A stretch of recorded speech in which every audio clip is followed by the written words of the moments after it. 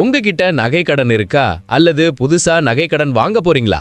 அப்போ இந்த வீடியோ உங்களுக்கு ரொம்ப முக்கியம். ஏன்னா இந்திய ரிசர்வ் வங்கி நகை கடன் விதிகள்ல அதிரடியான மாற்றங்களை கொண்டு வந்திருக்காங்க.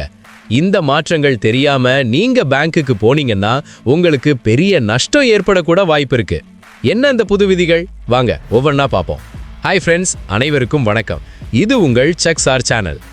தங்க கடன் வாங்குறவங்களை பாதுகாக்கவும் வங்கிகள்ல வெளிப்படைத்தன்மையை அதிகரிக்கவும் ஆர்பிஐ இந்த அதிரடி நடவடிக்கையை எடுத்திருக்காங்க. நகை கடன் மதிப்புல ஏற்பட்டுள்ள மாற்றங்கள், கடனை திருப்பி செலுத்தும் புதிய முறைகள்னு எல்லா முழுமையான தகவல்களையும் இப்போ நாம பார்க்கலாம். வீடியோவை ஸ்கிப் பண்ணாம கடைசி வரைக்கும் பாருங்க. அப்பதான் எல்லா விதிகளும் உங்களுக்கு தெளிவா புரியும். வீடியோ பிடிச்சிருந்தா இப்பவே ஒரு லைக் பண்ணிடுங்க. முதல்ல உங்களுக்கு எவ்வளவு கடன் கிடைக்கும் அப்படிங்கறத ஒரு மாற்றம் வந்திருக்கு. இனிமே நீங்க வாங்குற கடன் தொகையை பொறுத்து தான் உங்க தங்கத்தின் மதிப்புல எத்தனை சதவீதம் கடன் கிடைக்கும்னு முடிவாகும்.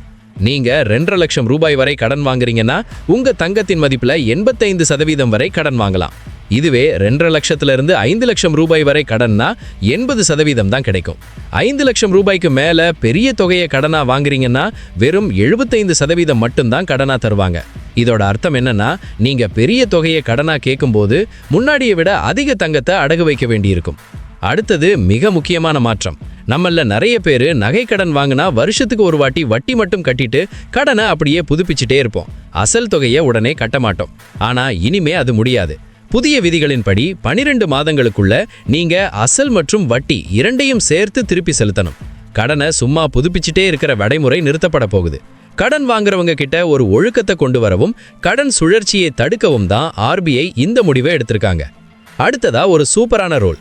நீங்க கடனை முழுசா அடைச்சிட்டீங்கன்னா வங்கி உங்க நகையை உடனே திருப்பி கொடுக்கணும். புதிய விதிகளின்படி கடன் முடிஞ்ச அதே நாள்ல அல்லது அதிகபட்சம் 7 வேலை நாட்களுக்குள்ள வங்கி உங்க தங்கத்தை உங்ககிட்ட ஒப்படைக்கணும். அப்படி செய்ய தவறினா தாமதமாகும் ஒவ்வொரு நாளுக்கும் வங்கி உங்களுக்கு 5000 ரூபாய் அபராதம் கட்டணும்.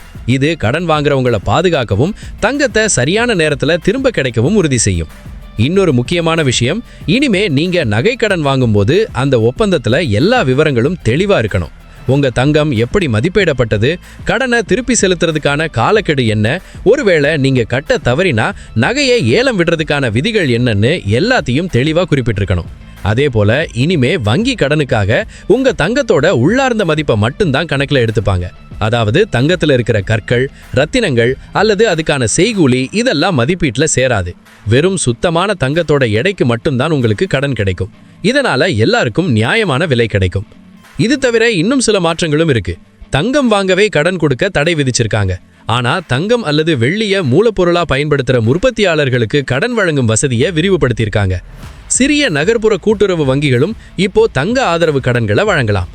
இப்போ நாம பார்த்த இந்த எல்லா புதிய விதிகளும் அடுத்த ஆண்டு ஏப்ரல் 1ஆம் தேதி, அதாவது 2026 முதல் அமலுக்கு வரப்போகுது.